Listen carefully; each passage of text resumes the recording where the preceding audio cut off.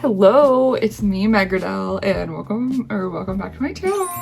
I'm so excited because not only do I have a gaming computer that I'm playing Minecraft on, streaming on Twitch and YouTube right now, but I just got back from Japan a month ago, and I still kind of can't believe it, and it was like so crazy, like what a crazy time. But yeah, I'm gonna make a few videos about Japan, my favorite experiences, my vlog, some mistakes I made, some packing advice, because I did watch a lot myself, but like there's some things that I think for me would have worked out better, and maybe it will work out better for you. So I'm not just gonna give like common mistakes, like don't blow your nose on the train. I'm gonna give like kind of specific stuff that might help you or might be useful if you are curious about Japan or my trip in particular. We're gonna start off with not knowing vocabulary for trying stuff on. So I studied some Japanese, but like I only really remember the basics for clothing. It would have been really helpful to know like how to ask,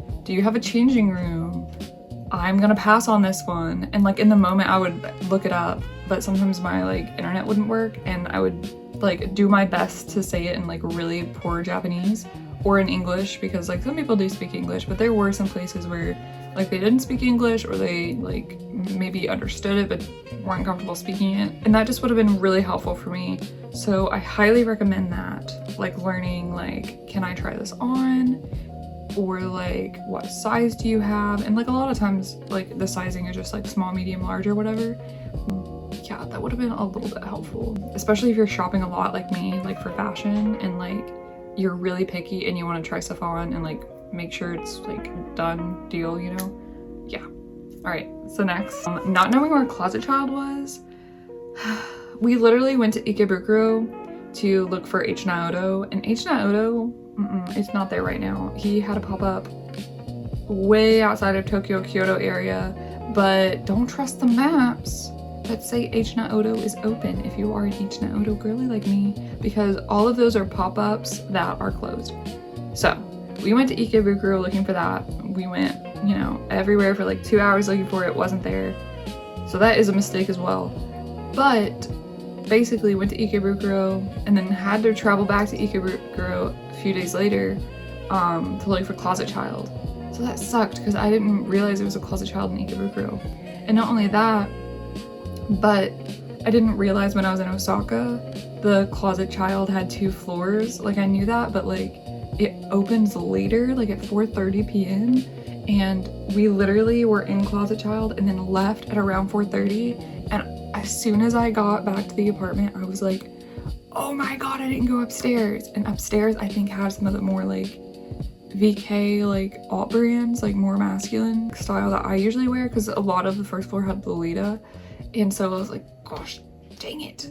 So just being familiar with that. Following that up, my other mistake was going to 2nd Street. I went to so many 2nd Streets because they're like, not at every corner, but they feel like they're at every corner. And people online kept saying, go to 2nd Street, you'll find really good pieces here. And do not listen to them if you are an alt baddie, okay? Don't listen to them, because I went to 2nd Street looking for the Vivienne Westwood, and that's like the only brand that I was interested in there, okay? Nothing. I did find like 2, maybe 3 things I was like, oh, I like this, but that was the street style part of me, you know, not my alt gothic part of me. All right, so unless you're really looking for like high designer brands and you can shell out some money, or if you're just looking for like basic thrift store finds that are for your capsule wardrobe, now 2nd Street's the place. But if you're not looking for stuff like that, don't do that, because I focused on 2nd Street and then didn't have enough time for the Closet Childs. That just sucked. So yeah, but you live and you learn. My next one is very specific and very embarrassing, so I'm gonna keep it very short. But if you are familiar with American microwaves, you might be cautious about putting things in the microwave. You know, you don't really wanna, in my opinion, put styrofoam in the microwave. If you put aluminum foil in the microwave, it will start a fire. Plastic in the microwave usually melts, depending on the plastic. So, you know, also as an anti-microplastics girly, I don't put plastic in the microwave very often. So if you go to the Asakusa 7-Eleven The Asakusa 7-Eleven, that specifically you have to heat up the food yourself. Do not, and I repeat, do not remove anything from the package. Put the entire package in as it goes. Press the little numbers that you see on the Japanese label in the correct hertz microwave. That's pretty easy to follow, but do not unwrap a single layer of plastic. Faux pas. Don't do it. I regret it so much. Terrible night.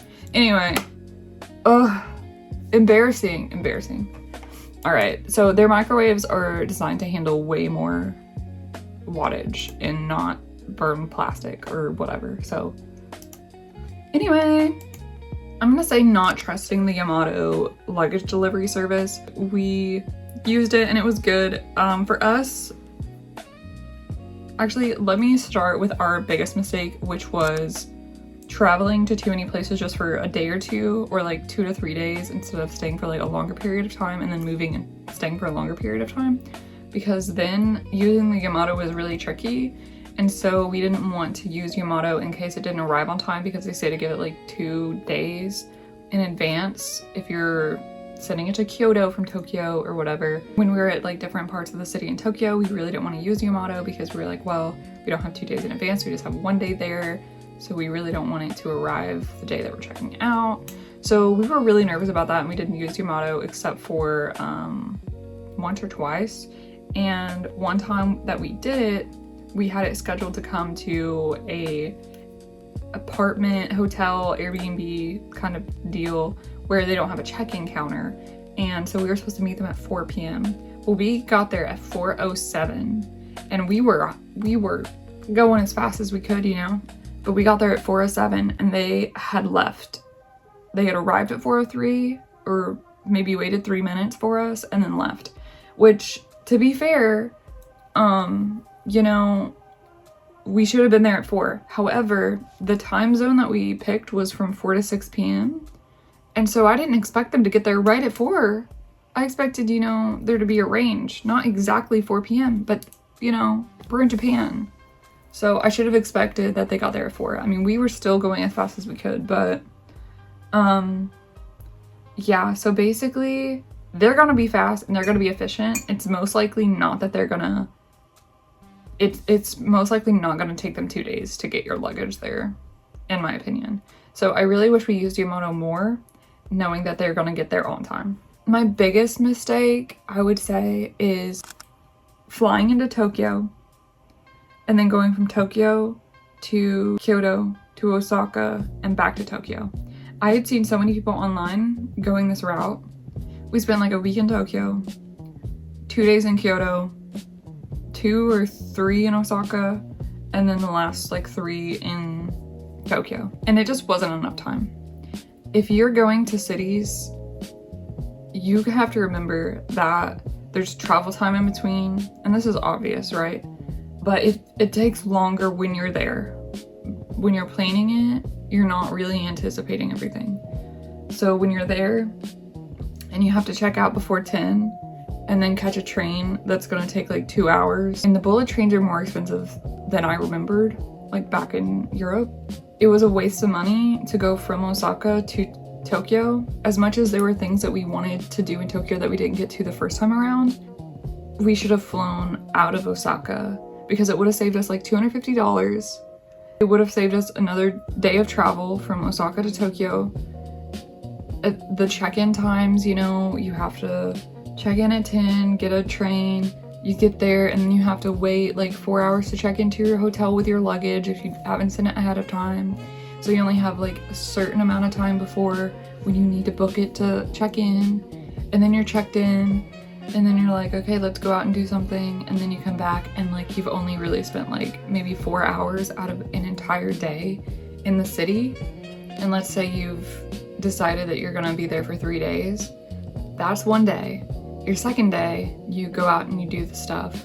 But then your third day, you have to check out. So you only really have like 1 day really in that city. So I highly recommend like 3 days is the bare minimum. If you want to spend like 1 day there, I think you should spend at least 2 nights there, in my opinion. Just hopping around added those like travel days in between that added up to so much time we lost. Yeah. So yeah, and like for me, going to Tokyo was harder than going somewhere that I had studied about before. Like, yeah, I had Japanese classes, but I knew a lot about the culture of Spain and history of Spain and like museums I wanted to go to and certain things that I'd studied in class that like, oh, I wanted to see this. In Tokyo, you know, I didn't know a lot about places to go, especially like niche interests that I have, you know. Like I knew there's Pokemon centers, but like how many Pokemon centers are there and what to do. And so looking online, oh, I see a kitty cat, oh my god.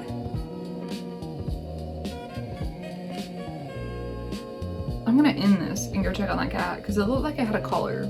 Anyway, so basically I was like, well, I'm just gonna go to Tokyo and I'm gonna do this stuff and then I'm gonna learn from it and then I'm gonna have an even better trip in the future if I decide to do that. And that's what I did. You know, I learned exactly like what I should focus on. So yeah, I hope you found this interesting.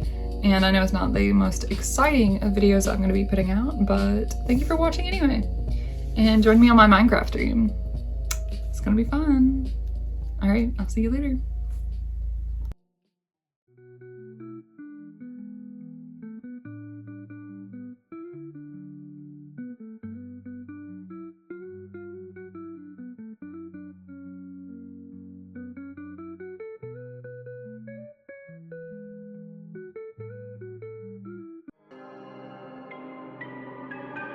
Right.